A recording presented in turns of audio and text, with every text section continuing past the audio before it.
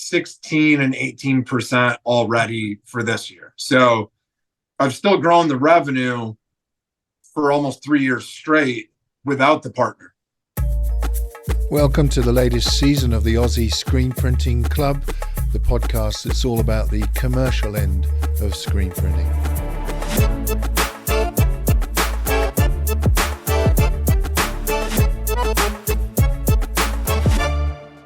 My name's Doug Seamans. I am in Charlotte, North Carolina, where it is currently getting very warm.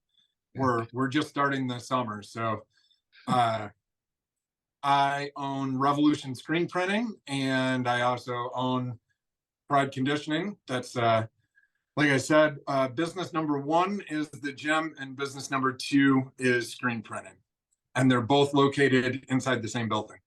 They're both in the same location. Yeah, absolutely. Yeah. As long as you're okay with it, I'll walk you through the whole place. Oh, yeah. That's very cool. Do a walkthrough is awesome. Yeah. So you have to run both simultaneously in the same place, moving from one to the other. Yeah, I do. Yeah.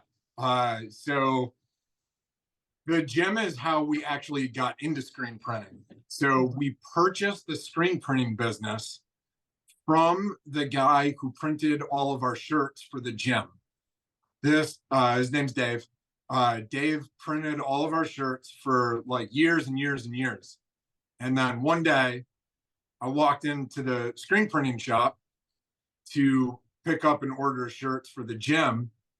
And Dave said, "Hey, I'm going to sell the business, and I'd like to sell it to somebody that I know before I just publicly put it up for sale. Do you want to buy it?" And of course, my first answer was no, absolutely not interested. Yeah, I saw how hard Dave worked, and I already worked 60, 70 hours a week at the gym. Yeah. And I thought, yeah, no, I'm not really interested in adding another business. So I basically said, no, that's okay. Dave said, well, I'd really like to sell it to you guys because you kind of know the business. My wife is a graphic designer, so she does all our graphics. And she did most of the graphics for Dave. Really, really complex, like halftone stuff, Dave would farm out. But my wife would do like just real basic separations. That was the easy part. So we kind of already knew the business. And Dave said, I'd rather have you guys buy it than someone else. And I probably saw him another 3 or 4 times. And then Dave finally said, listen, I'll sell you the business. No money down. Just come up with a payment plan. What? And you could just pay me. I said, at that point, you're basically being handed a business with zero upfront costs. Yeah. So that's when I said, okay, we'll do this. So at the time, I had a trainer that worked for me here in the gym, and he was kind of he was just a part-time trainer, and he was kind of in between gigs. And he overheard my wife and I talking about the screen printing business, and he said, I'll go in on it with you. But it was no money up front, so really he didn't have to like put anything down or anything. So again, it was no risk to him. So he went over and trained with Dave at the business, screen printing business, for like a month, and then came back. Basically, I handled all the office work. My wife handled all the artwork, and then he basically just did the printing. Wow. And time went on. We probably printed for like a year. It was rough. In the screen printing business, the mistakes that you make the first year or two in screen printing. Or 2, 3 years, 4 years, 5 years. Still making mistakes once in a while, but it's rare now. So the first year or two was rough, and then we paid Dave off in 2 years. The business was paid off, Nice. And then the business was ours. We realized at the end of the 2 years that we'd way overpaid Dave for the business, Oh, right. Okay. way overpaid. Dave had valued the business as part of it was we were getting his client list, but basically none of his clients like rolled over to us. Oh, really? Yeah, yeah. And we found out afterwards that one of the reasons why he was selling the business is because he lost his biggest client. His biggest client was a school, and his son went to that school, and his son was graduating that year. And someone on like the school board had a friend who had another print business, Yep. and they used them instead of him, and he lost. It was his biggest customer. It was like 40% of his business. Oh, man. Okay. Yeah. So that was gone. So we didn't have that. We overpaid for the business, but it is what it is. It's okay. So we keep cracking on, and we're doing okay. Not great, but we were doing okay. How And long we ago, kept making Doug, how long ago was this? When did this happen? Oh, okay. So let me see. We moved the gym and then bought the screen printing business not even like 6 months later. So we moved the gym in 2018. Okay. 2018. Yep. So the year before COVID hit. Yeah. Right. Okay. Yeah. So we moved the gym, and then 6 months later we bought the screen printing business. This is 2018. So we go along for a while, almost 2 years, and we started having a lot of problems in screen printing. Got a lot of problems, and I have this is going to get kind of odd for the screen printing community. So in the gym, because there's a lot of people coming in and out of the gym all day long, so the screen printing business is in a room way in the back of the gym. So the gym, there's a lot of people coming in and out. So we have a security system with cameras all over the place. So we had a lot of problems with staying on schedule for screen printing. And I told my partner, I said, look, I just lined up like 8 jobs in a row, and we printed 1 or 2 jobs a week. We're not like super high volume. So I said, listen, we cannot be off schedule on any of these jobs because it'll start backing up. Yeah. So we have to stay on schedule. And immediately, not even 2 weeks into this 8-week block, right, we're already off schedule. And I'm like, what is the problem? And he's like printing like overnight. And I'm like, man, these prints are just taking forever, and it shouldn't take this long.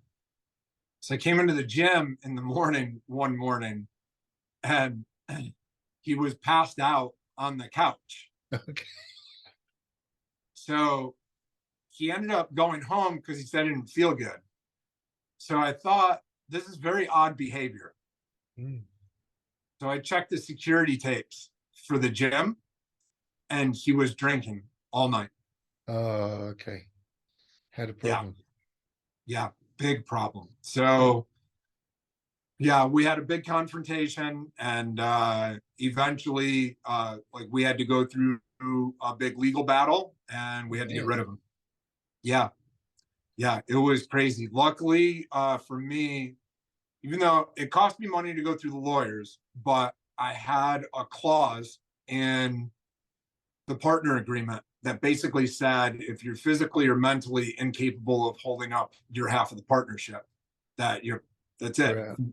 Without cause and without hesitation, and there's no like 30-day notice or anything. But that's it. You're done. Right. Okay. And it was odd because I actually copied that partner agreement from just some random business, some law partner agreement that was just readily available on the internet. And it actually had that clause in there. And that clause actually saved me a lot of heartache. Wow. So let's just recover that for my small mind. 2018. You had your gym. How long has your gym been running? So we've had the gym. We opened the gym in 2009. So the Okay. gym's been a long time. Yep. So it's been around 10 years of that. I Yep. love the idea. It kind of excited me. It may be the same for you now as well, that your apparel supplier approached you to buy their business. That's amazing. Like Yeah. that, that can't Yeah. happen that often, right?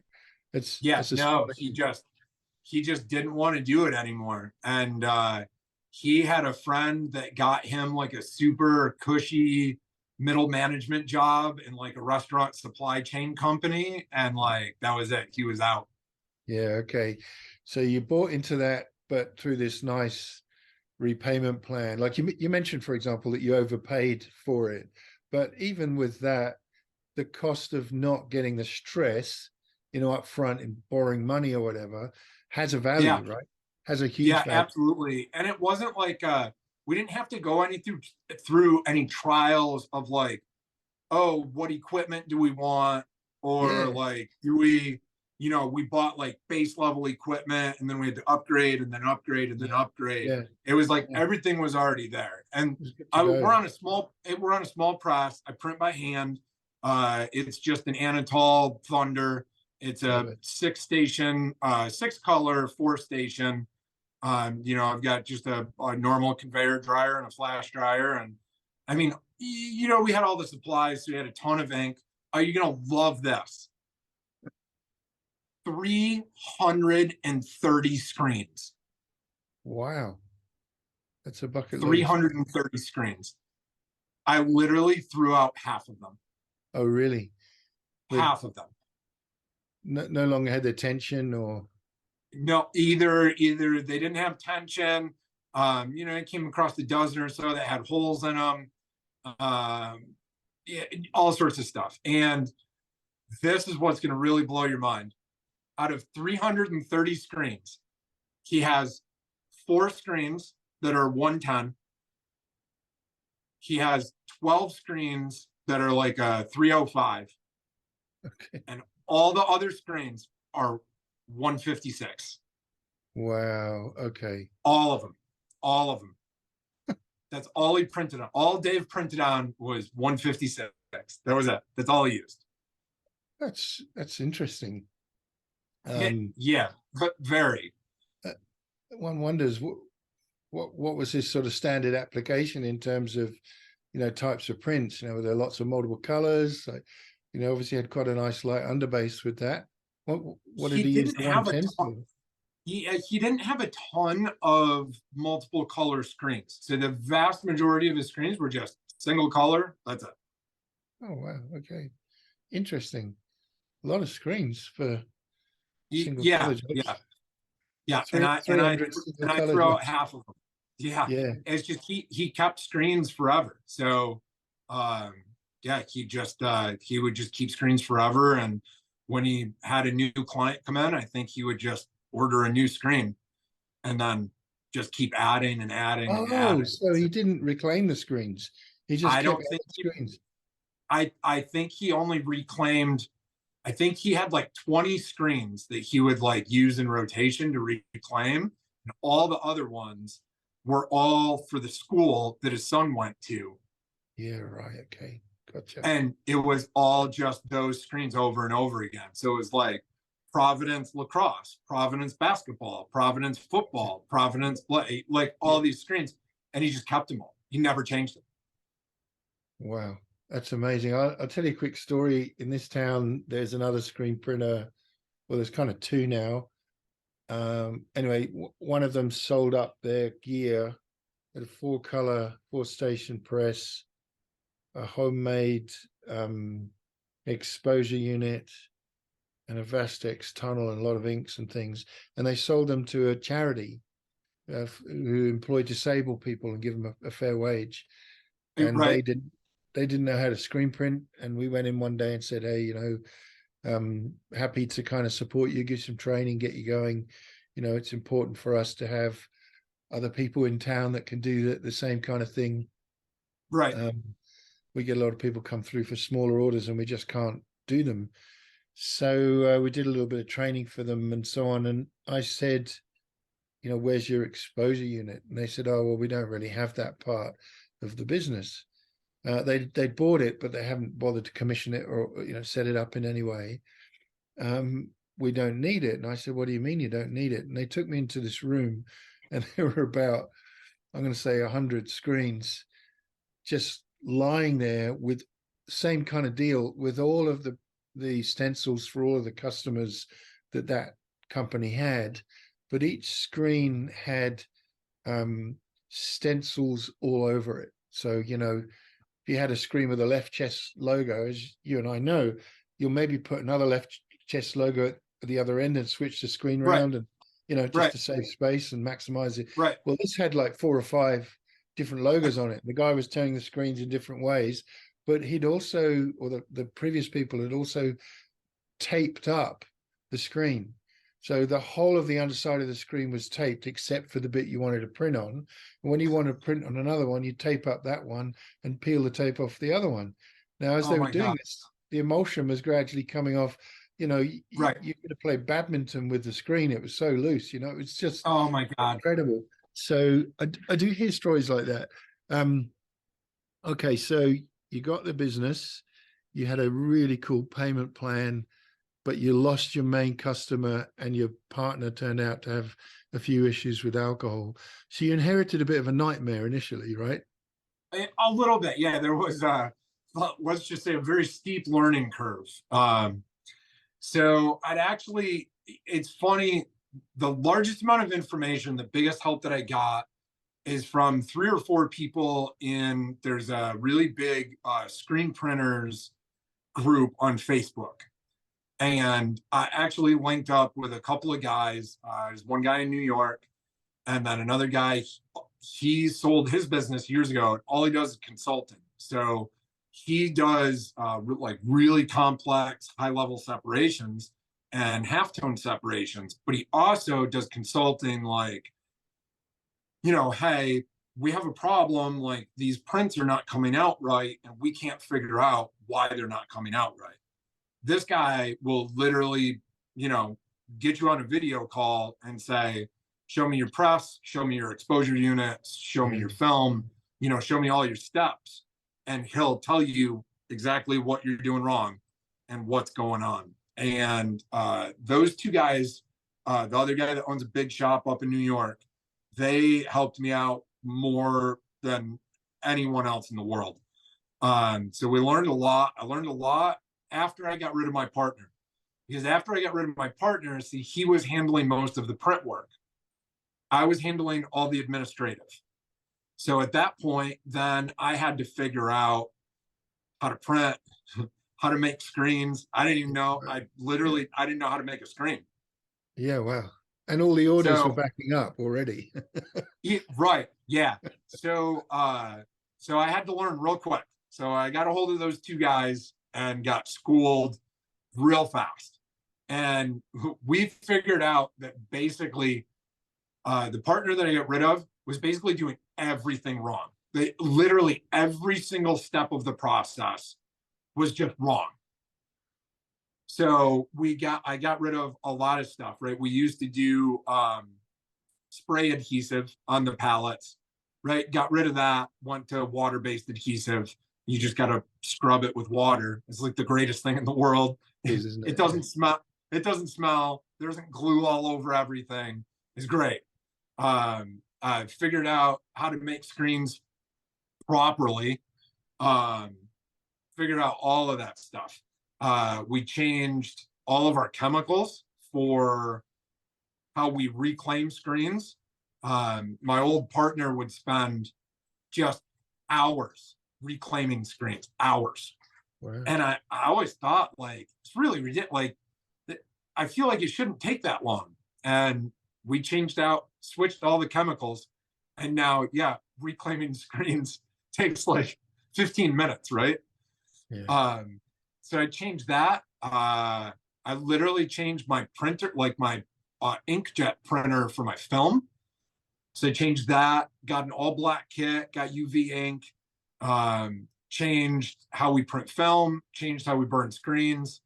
and everything changed. Yeah. My old partner, literally, we would have to make a job that was 2 colors. We would have to make a minimum of 4 screens because the screens would all blow out. Oh, okay. Yep.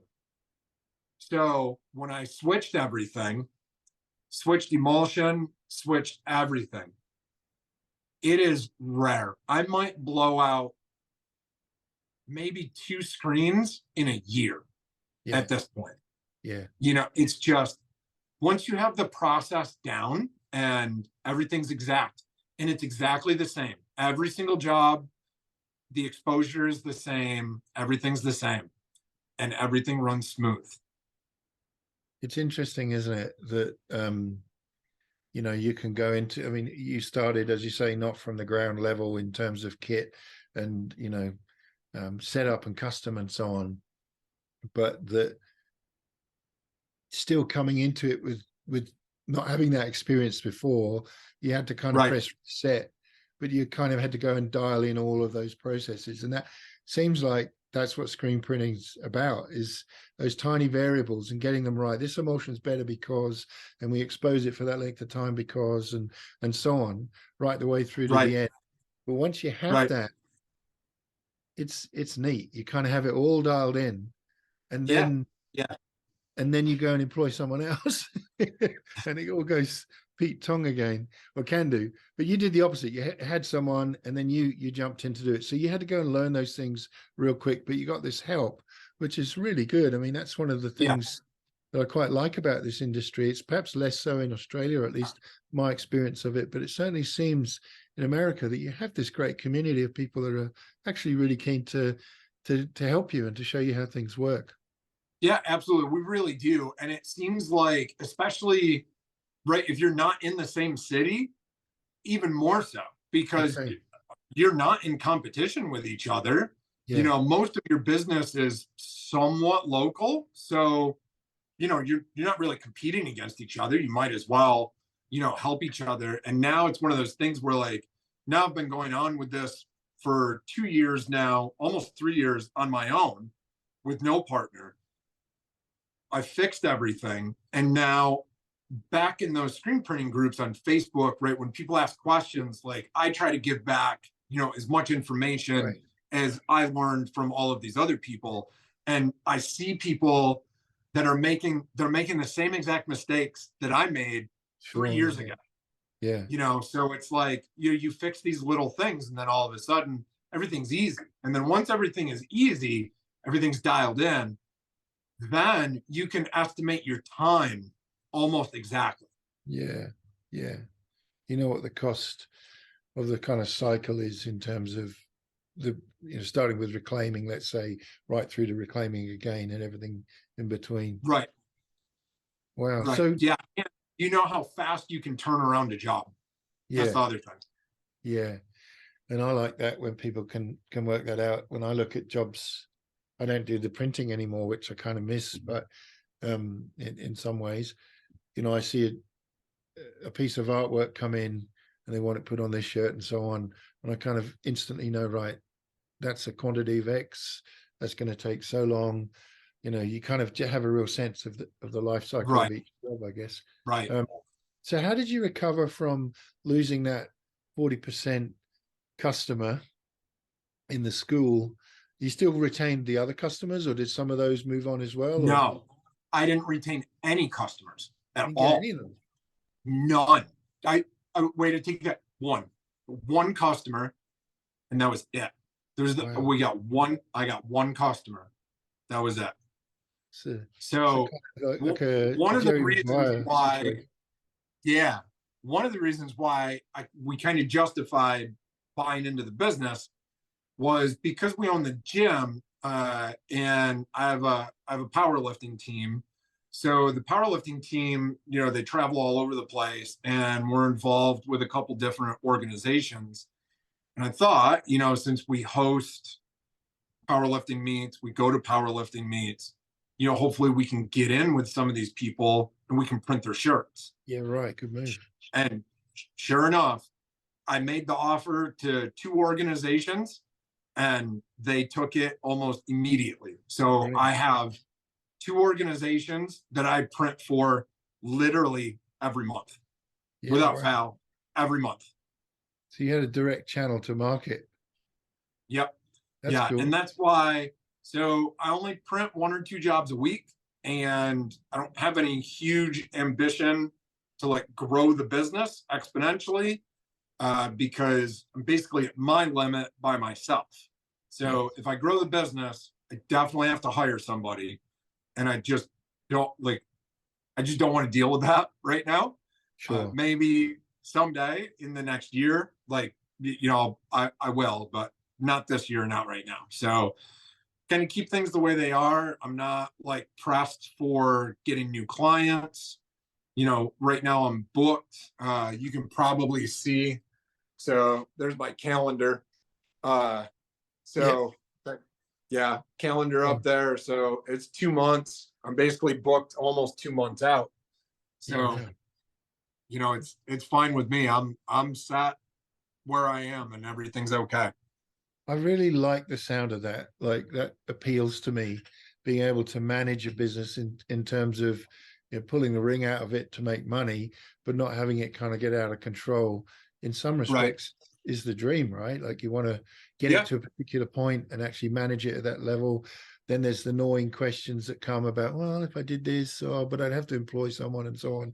Do you feel that Right. pressure is gonna come? It's gonna grow in that way, or do you feel you can I manage I that? think I think eventually it will. I'm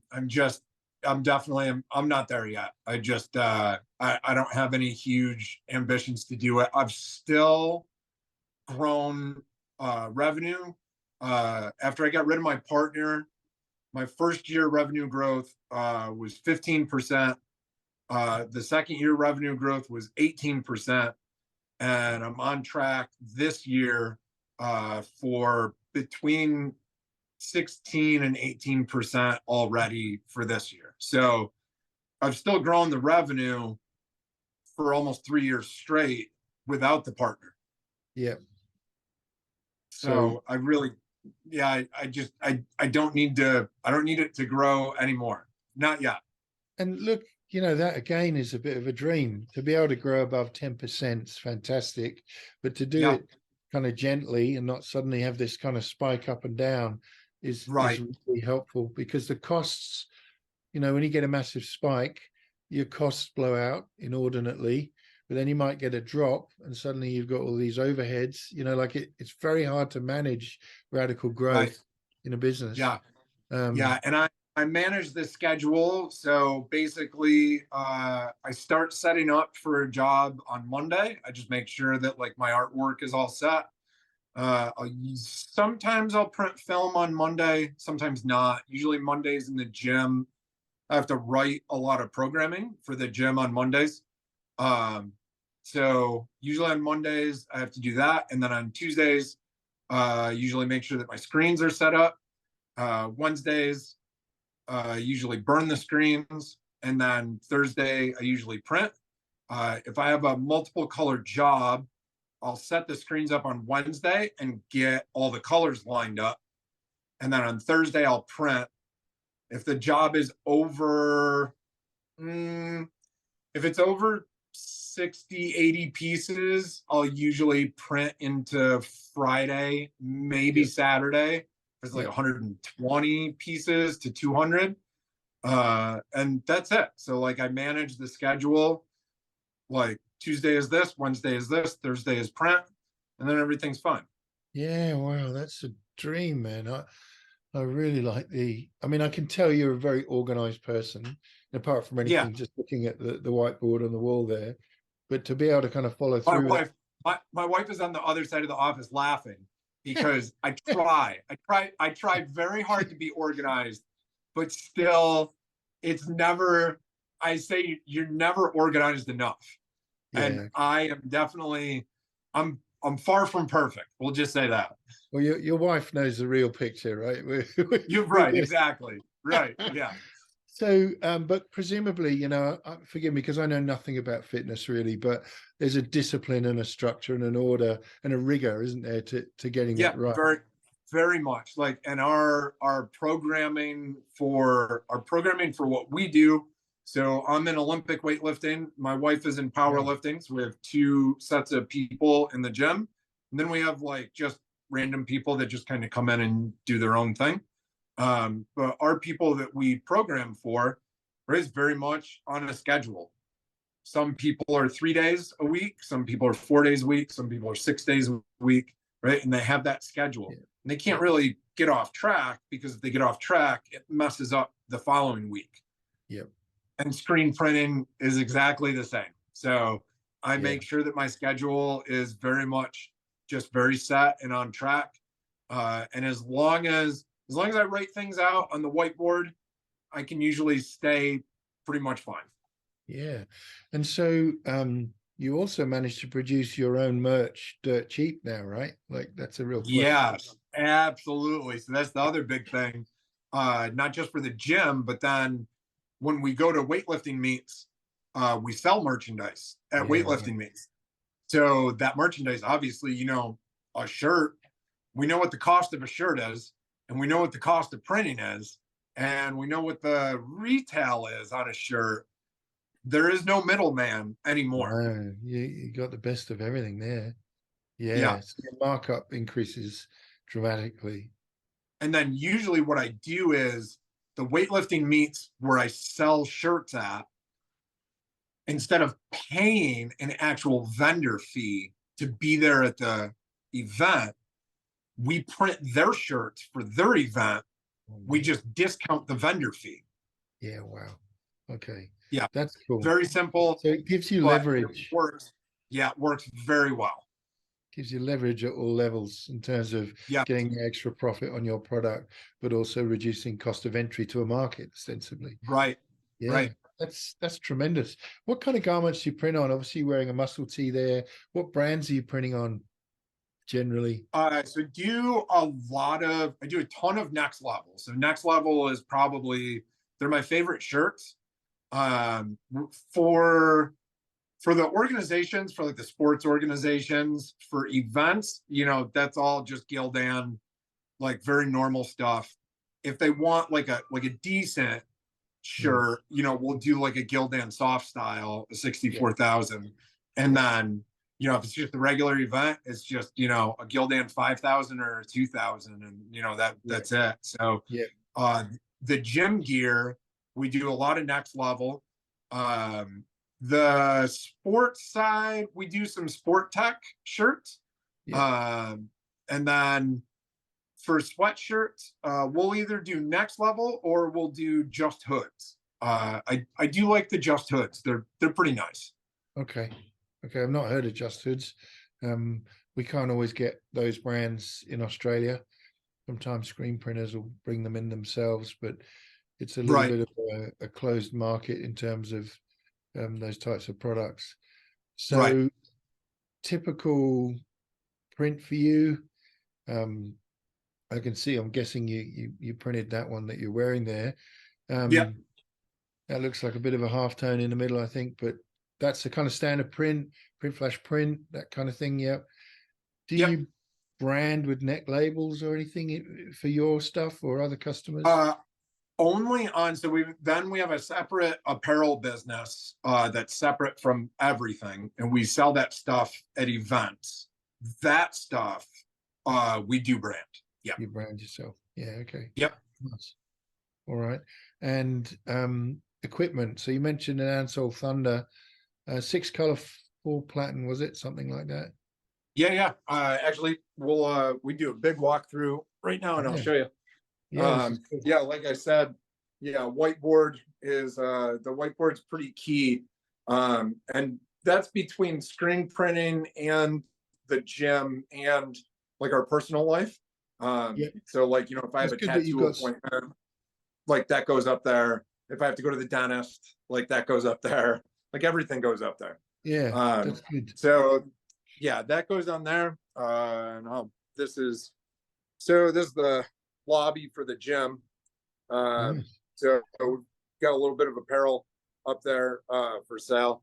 So this is like the stuff that we sell at events.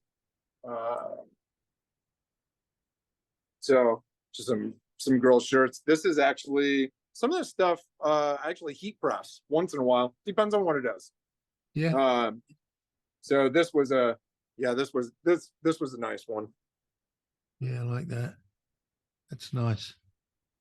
Yep. And then, you know, when we do powerlifting and weightlifting events, the prints are all, you know, the prints are really big. So, you know, you get really big prints like that. Nice. Yeah. Is that So that's is the that your brand, that one there?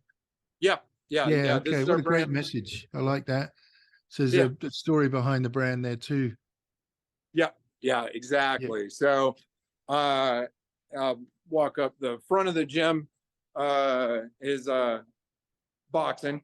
So boxing Wow. ring. Wow. That's awesome. Yeah, my wife and I were Muay Thai fighters for a few years, and then we kind of switched over to weightlifting. It's kind of scary So getting into bed yeah. each night with someone who's a fighter. But I'm not sure I like the idea of that. Scary. So Oh wow, yeah, it's a that's good the gym. gym. Yeah, Okay. Yeah, wow. yeah, ton of equipment and all that stuff, and then way in the back of the gym, I've got a room in the back, and I haven't cleaned in a couple of weeks, so things are a little bit messy back Oh, here, but nice. yeah, Yeah, I like it. I yeah, like it. that's my shop. That's it. Where's your Yeah, so oven? Is that they're the all the screens up there? yeah, all the screens up front. Yeah, reclaim. I got to reclaim all of those. It's a ton. Yeah, so yeah, It's just the job that no one wants to do, isn't it? Reclaiming. It's it really is. It's awful. I try and do like a couple extra reclaims a week than like I really need to do. yeah, Just that's good. to try and get ahead. Like I really only need to reclaim like 4 screens a week, but I try to reclaim like 5 or 6 just to have Yeah, like one extra, you yeah. know. So that's it. So big shelf up top.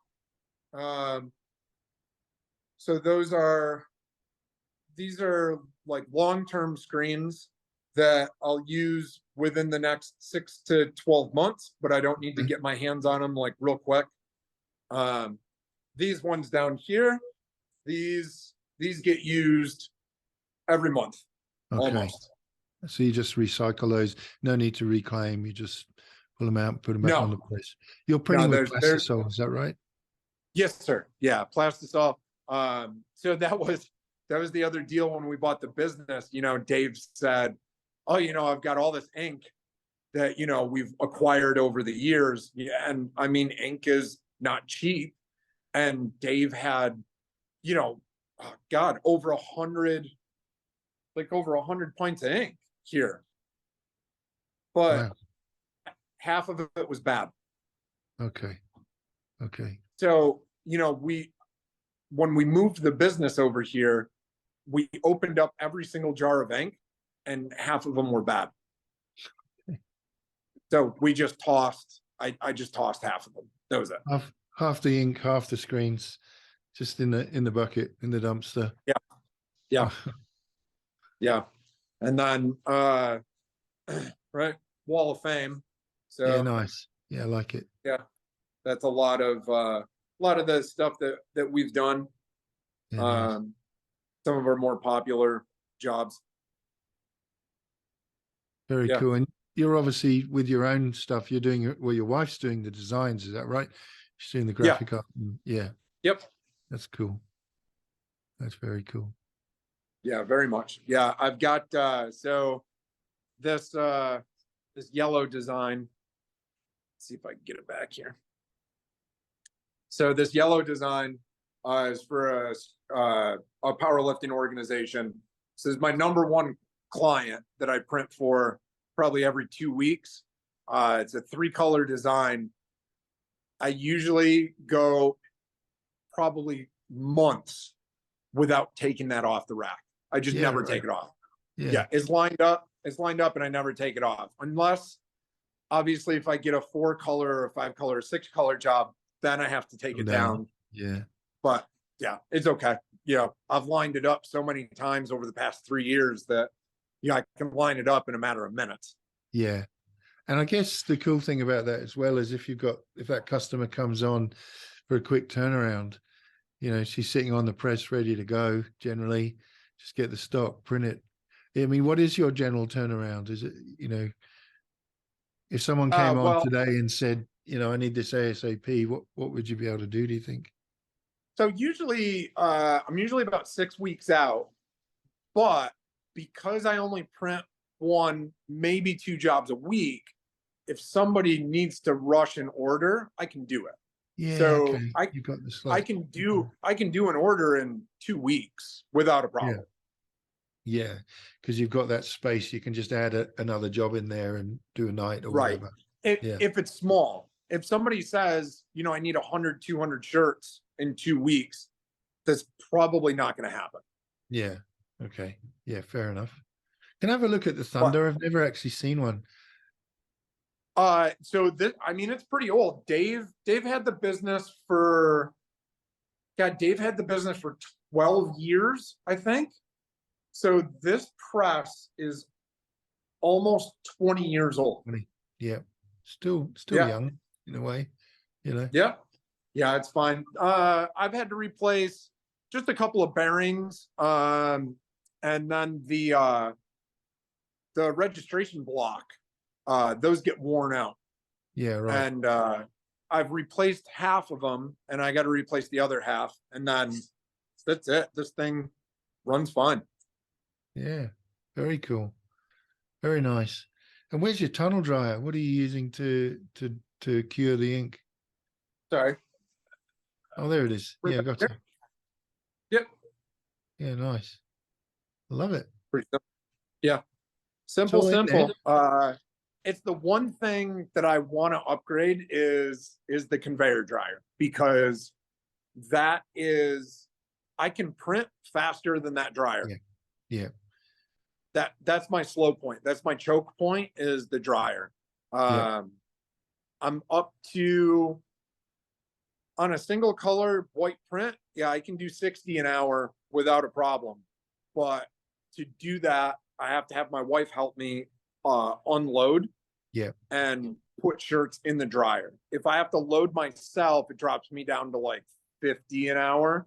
Yeah. So it slows me down a little bit, but the dryer, I can print faster than the dryer. And that's the one thing that I'd like to upgrade. But to do that, I have to, so that dryer's still on a 120 power. To upgrade the dryer, I have to run it. Yeah, I got to run a 220 back here. And I got to pay for the wiring. So there's that. Yeah, which is not cheap. Yeah, for sure. Yeah, no, it's not. No, it's not. That's a nice dog. What's that? This is Sonny and this is Patty. So yeah, they're always here. Always. Is that a pit bull terriers? Is that what they are? Yep. Yeah, both of them. Yeah. Very attractive looking dog. Thank you. Okay, so you've been running the screen print business through this really interesting route since 2018, I think you said. Then COVID hit in 2020, wasn't it? It was 2020? When did COVID hit? Yeah, 2020. 2019 is when it started, and then 2020 is when things went south real bad. And what happened? I mean, presumably you also had to close the gym, did you? Like, what happened? Yeah, so legally, we were required to close the gym. I had a group of people in the gym that they never left. They just said, we don't care, and we're just gonna keep coming to the gym because that's what they do. So you're able to kind of keep it going. Yeah. Yep. COVID. But did screen printing stop for you? Like, how did that affect screen printing? It's slowed down, but it never stopped. It never stopped because the people that we print for kind of had the same mentality that we did, where they just didn't stop what they were doing. Yeah, so they just kept going. So they continued to need the merch. Yeah. If you you know, do like I really respect and I'm somewhat envious of your kind of business strategy in terms of the screen print business, maybe growing slowly and methodically. You know, 10% isn't that slow. 18% is pretty big. What will you do if you suddenly do have a bit of a spike? Because I guess there comes a point where a customer can't wait more than 6 weeks, let's say, to get their product. What will you do if you suddenly, you know, start doing 30%, 40% growth each year? So at that point, I would actually farm out I would farm out the larger jobs. I have two guys that are contract printers, and I can farm out jobs to them. I got two jobs last year that were, one was a 6-color, and obviously I can do a 6-color, but they were on sweatshirts, and it was like 100 sweatshirts. And when you do sweatshirts, you can't do the water-based adhesive. So you have to do the super sticky spray web adhesive. I didn't want to deal with that. Yeah. I didn't want to deal with the 6-color. I didn't want to deal with the sweatshirts. And he needed them in like 4 weeks. So there was a lot of factors that went into that. So my buddy up in New York has a huge shop. He's got 2 autos and 2 manuals. He prints for huge order, thousands a day. Yep. I farmed it to him. He cut me a good price. I marked it up, I think 15%. Yep. And then it just shipped it, and that was it. That's a great idea.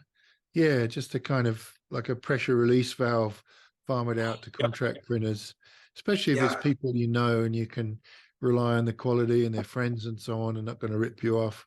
Yeah, that's a great idea. Do you think and you feel... I actually have another friend here in Charlotte who started screen printing maybe a year or 2 after I did.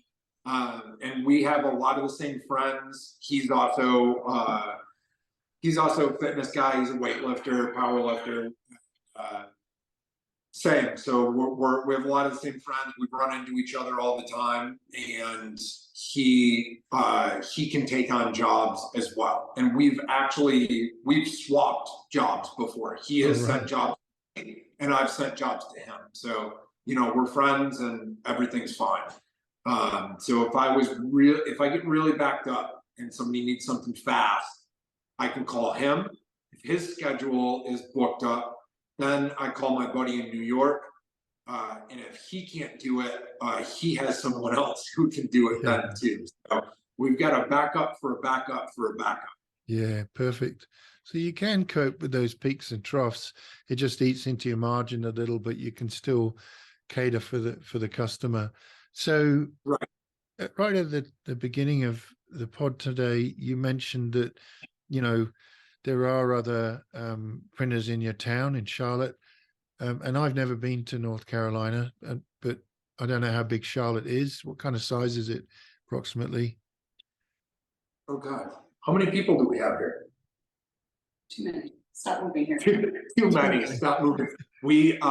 Charlotte is currently listed in several real estate publications as the #1 city in America to move to. Right? Okay. Yeah. So, the growth is just bonkers. And that's what we tell people. We're like, no, we're full.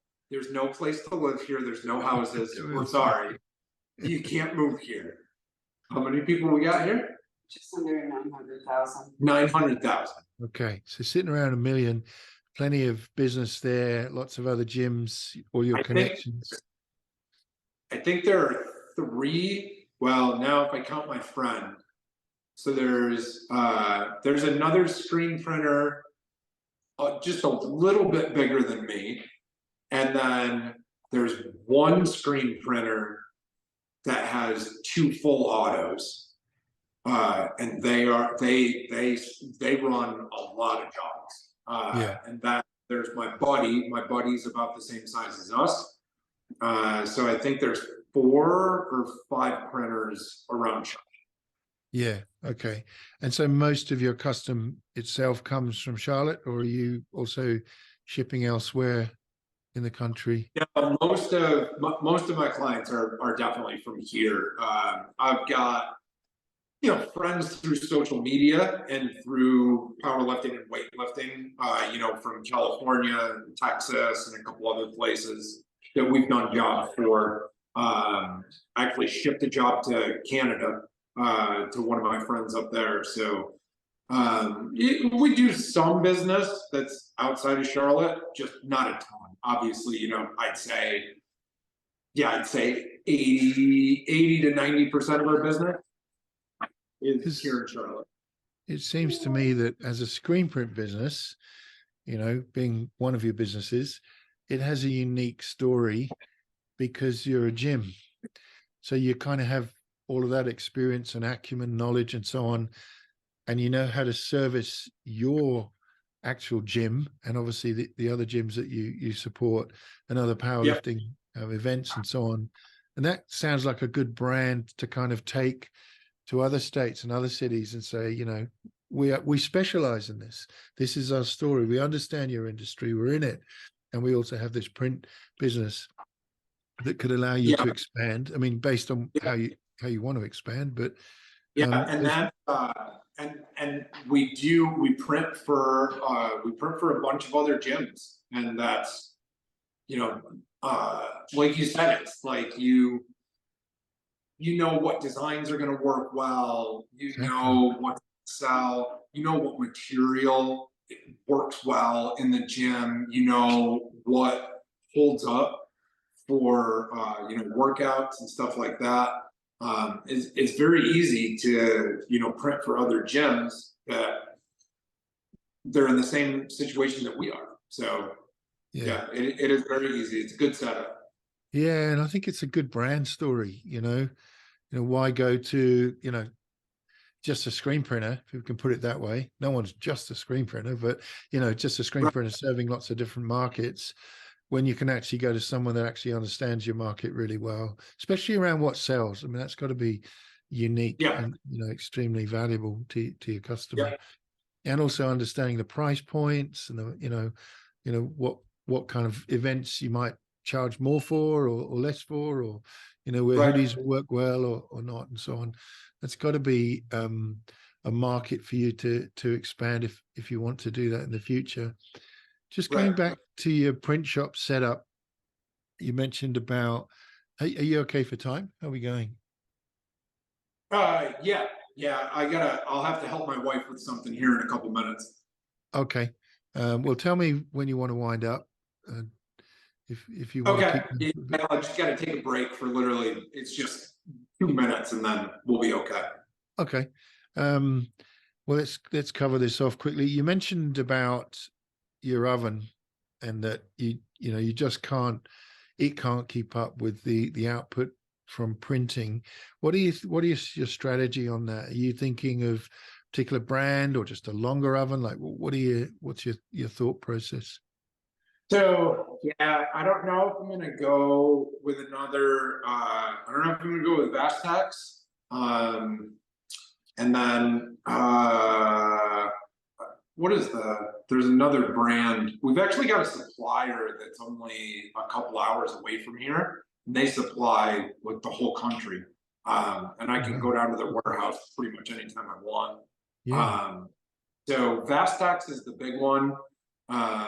And then there's a couple other brands that they sell, obviously. But the big thing for me is I have to run the 220 line back there. And it's expensive. So I don't know. Maybe next year. I think I'm gonna try for it. Yeah, I think it's a good idea because ultimately when the push comes to the shove and you have that extra pressure on delivery or volume of work, and your outsourcing may or may not work at a given point, being able to increase your output is going to increase your profit dramatically, obviously, but having that bigger oven is the only real way to do it, other than it really is. That's probably my number one roadblock right now to growth. But If I get the oven, I'll be able to handle more jobs faster. But at that point, I will also have to hire somebody to help me. There for it sure. is. Yeah. There's the Yeah. other Those, issue. those two things will go hand in hand almost at the same exact time. Yeah. And if you get that right in terms of the actual physical setup on the press, who's loading, who's unloading, you know, even the way that you spin the carousel, and that sounds bonkers, but Right. that can make a big difference in terms of Yeah. your setup where your tunnel dryer is. You can Exactly. make huge leaps. That's what we found. We were just running in the garage and we had a 3-meter tunnel dryer, which was almost the full length of the garage, you know, so it wasn't ideal.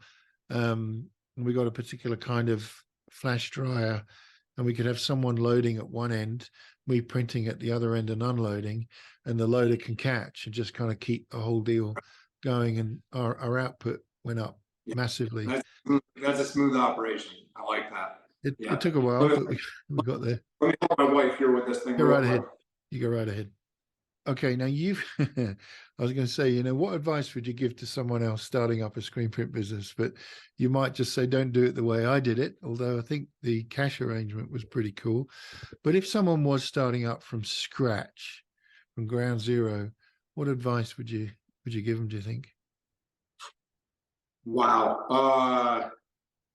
I would say number one, you absolutely need to go work in a screen printing shop without that. Like, you have to. I don't care if you have to go intern at a screen printing shop just one day a week and not even get paid and just do it for free. Yeah. Just so you can learn the environment and the processes and all. You need a mentor. Without any sort of mentorship or education, the learning curve is going to be so long and so painful, and you're going to waste so much money on film, emulsion, all sorts of stuff. That's assuming you went out and just financed like a whole kit and just got the whole damn thing all set up at day one. You don't know what you're doing. And that right there is your biggest hurdle from day one. I would say education. You absolutely you have to go learn from a professional. And even if, like I said, you had to intern and do it for free, like one day a week, then that's what you got to do. But you got to learn from a professional. That by far, I would say that's the most important thing. Yeah, no, I'd agree. But it's hard to get, you know, I don't know what it's like in the US, but, you know, things are a bit more closed here in terms of being able to find those opportunities. And I guess you just got to make them. That's the reality, isn't it? But right. There's no kind of training courses or anything here. Are there training courses that you can go and do in the US? All right. So for education, I actually have a place, and it's where I order. God, I probably order at least 50% of my supplies from this place. It's called Tex Source, TEX Source, and they have a warehouse. Actually, it's not far from where my mom lives out in the country, maybe 45 minutes from here, and they're like maybe another 20 minutes past my mom's house. And they have full courses from absolute basic to super advanced. They have courses on, and they have different courses. They have courses on, you know, they have a regular full screen printing satellite course, and it's like, I want to say it's a weekend course. It's a Saturday and a Sunday. I think it's a 2-day course. And then they have courses on like using your RIP software and all sorts of stuff. So you like that opportunity is available here. And I've never used any of their courses, but they are available. And everyone says that their courses are really, really well run and very in-depth, and people love them. Yeah, well, we could do something. We could do with something like that in Australia. That's good. Because with us, our business is again probably a bit different to the normal, but we just had nothing. All we had was YouTube, and trial and error and trial and error. And were there any times when you were kind of, after this business partner left, and you kind of had to go back and start from basics and change a lot of kit and things? Were there times when you thought, I can't do this, I don't want to carry on, it's just soul destroying? I probably had 2 or 3 moments, I'd say in the first 3 or 4 months, where I was definitely overwhelmed, very, very overwhelmed. And I was behind schedule. And that's when I really started making phone calls to my friends in New York and the consultant. And I said, I've got massive problems. And they helped me out.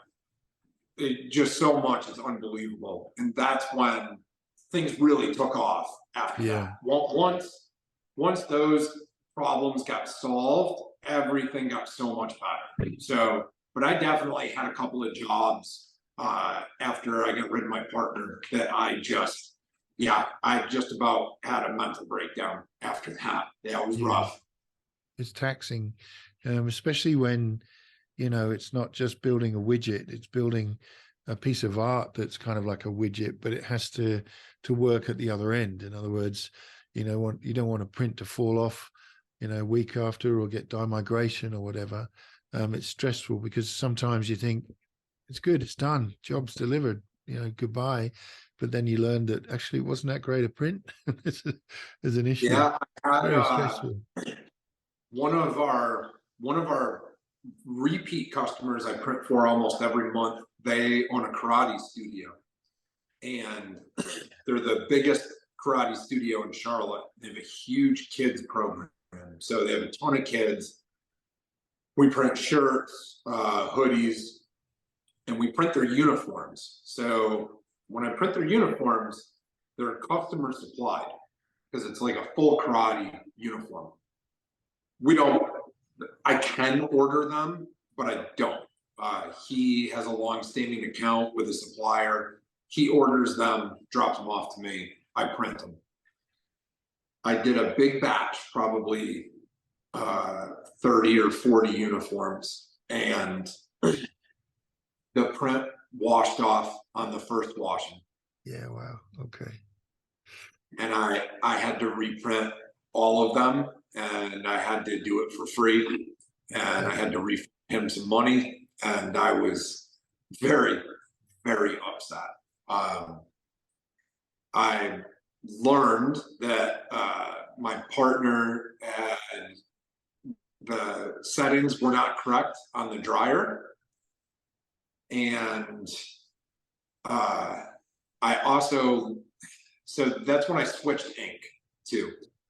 So I switched inks to a low cure ink that works. It works great, and after that, I never had them. Yeah, but okay. that was a bad one. Yeah, it's the worst thing. And like, listening to other people and just experiences I've had elsewhere, that's when customer services works or doesn't, right? When you say to the customer, it's okay, we'll fix this, sorry for the inconvenience, and we'll resolve the costing and so on, or it goes south very quickly. I think that's when companies, can really distinguish themselves with other screen printers. Maybe they've had a bad experience elsewhere, and you make sure they're going to have a good one with you, even on the follow through if things don't work out exactly the way you want. So just one last kind of question. We always ask people to provide any kind of tips and traps that they might have encountered that might be useful to share with others, tips along the way of shortcuts or things that, can be done better if you do it this way, and traps, things to watch out for. We've covered some of those, but anything else that you can think of? Yeah, one of the oddest, a very odd trick that I learned, and I won't lie, I pulled this off of a YouTube video. I have a I have two pieces of white tape on the inside of our exposure unit. And on that piece of white tape, I have marked off basically a ruler. And I use a T-square. Yep. And while some people tape their film to the back of the screen and then put the screen on the exposure unit. Yep. I tape the film to the glass in the Okay, exposure. right. Yep. Now, I have this set up so that when my wife puts the registration marks on the film, it's a certain distance away from the top of the print. I have certain prints, depending on how big the print is. I have spots marked on the ruler on the white tape that's on the glass. So when I put the film on, I have a T-square that also has marks on it for the center line. Yep. So my film goes in the same exact spot Okay. every single time I burn a screen. And when you do that, I line up screens in minutes on the press. Yep. Minutes. It's super fast. And the film is dead center and it's perfectly straight. So I don't have to recenter anything. And when it's multiple colors, because it's all lined up in the same spot, Yep. when you put the screen on the press, it's already within half an inch of where it's supposed to be. Yeah, okay. That's neat. That's the holy grail in a way. You know, people talk about CTS, from computer to screen. So you bypass the film. Right. And then Right. you obviously just blow it, expose it and blow it out, as being the kind of gold standard at the very top. We don't use that. We don't have that technology here. Because that's the deal, right? Like when you, especially if you've got a good sized color job, the setup often is the biggest time, right? Like, because screen printing is a mass production technology, you know, even on a manual, you're turning out 60, 100 an hour, you know, that's actually not generally the hard part. It's the bit right up to that, you know, from the go to that point, that takes so long. And that sounds really smart. Yeah, I'm gonna have to check that out. That might save quite a bit of time.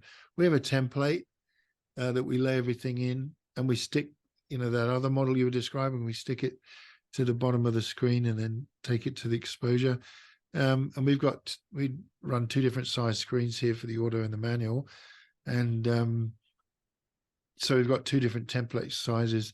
That's generally pretty quick, but it's never bulletproof, you know. And Right. we're always chasing that little bit more accuracy. And, you know, there's three of us do the film here, so it depends a little bit. If I'm doing it, it's probably not that accurate, to be fair, but the other guys might be a bit better at it. You know what I mean? So you get that kind of problem. That sounds really cool. Great tip. Yeah, great. Any traps that you don't want people to fall into? Just make sure you get an all black kit for your printer to print your film. That's like, once you do that, like my exposure comes out perfect every time. And then from the exposure, everything's great. So that's the one thing that I really tell people, just get an all black kit for your printer, for your film, and things will go much better for you. Yeah, for sure. Nothing worse than accidentally exposing the bit you don't want exposed, so to speak. Would you do it all again if knowing what you now know back in 2018? Yeah. Again. Yeah. By myself with no partner. Yeah. Yeah. Start off on your own. I often get asked, my previous life was around business consulting, and people often used to ask, what's the best business structure, company, PLC, ultimately partnership. And I'd always try and steer people away from partnerships, especially if it was a husband and wife, I might add. But, things are often misunderstood. when it Yeah. comes to partnerships. You know, we didn't get clarity over what we agreed at the beginning, and I thought you said this and you meant that, and so on. So it's a good lesson for sure. Yeah, agree. I agree with that 100%. Yeah. Doug, I want to thank you so much for taking the time. It's nighttime where you are, and you've obviously had a busy day too, doing the workout and everything else you have to do. Yep. It seems to me, if I can put it this way without it sounding in any way cliched, you're a heavy lifter. And I don't know much about powerlifting, but I get the sense that what you're lifting is extremely heavy, obviously. But you've also lifted a business from someone else. Sounded like it was driving itself into a cul-de-sac. The guy who sold it wasn't so clear about losing the custom. And it looked like, you know, you started with all the kit and all the goodwill and this difficult business model with a partner and so on. And it kind of bedded down very quick without custom. And you've then, it seems, lifted that up and rejuvenated it and got it going. And I just think that's wonderful. You're a heavy lifter, right? In every sense. Yeah. You just put in the hours and try to be a decent person, and you know, have good customer service, put out a good product, and that's all the best you can do. And usually it works out in the end. So yeah. It's all worked out. Well, all strength to you, mate. Thanks for your time. We'll catch up again at some point. Hoping that we might be able to do some kind of, I don't know, Christmas special or something this year where we can get a few different screen printers just talking to one another in this type of medium. Yeah. Count me in for sure. That'd be great. All right. Well, for now, have a good evening, and we'll talk to you again. Take care. All right, boss. Have a good one. Thanks, Doug. Cheers, All right, mate. bye. Bye. Yeah.